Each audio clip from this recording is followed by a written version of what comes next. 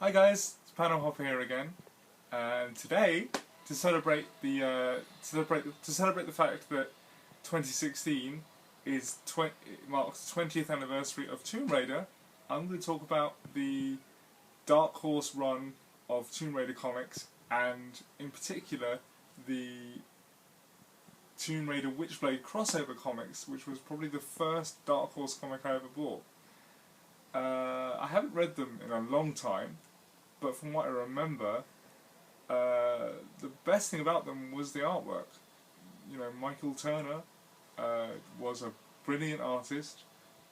He had a great eye for detail, and even though the art was a bit kind of, well, it's very 90s. That's what I would say. It's very 90s.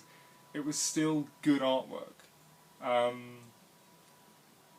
As far as the plotline goes, I think it was probably one of the better comics for both characters. I mean, the Tomb Raider comics, they were actually very consistent from what I remember. They had a lot of... It's very easy to write good Tomb Raider stories, so they were quite good. But the Witchblade stuff's always been really hit and miss.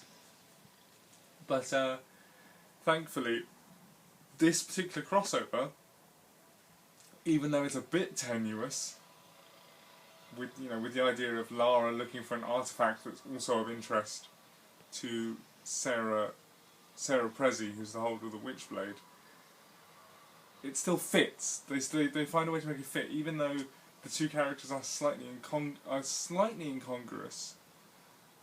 Because there's a supernatural element in Witchblade and a supernatural element occasionally in Tomb Raider, well, actually quite often in Tomb Raider, that it works quite well. It's definitely, these days, it's definitely more of a nostalgia thing, because obviously Lara Croft now is a completely different character to who she was in the 90s. Now she's much more realistic and a kind of, I don't want to say gritty, because the original Lara comes from the kind of grim, gritty era, but she's a bit more like Daniel Craig's Bond, kind of more focused on the realities of that kind of action, whereas 90s Lara is all about boobs and tight pants and being as sexy as she was a hero. Yeah, no, they were good comics, and if you find your way to them, I think they're available online. Then I would recommend reading them because they're really good.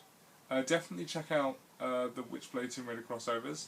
That's my main recommendation. But also check out the main run of Dark Horse Tomb Raider comics because they were really good too.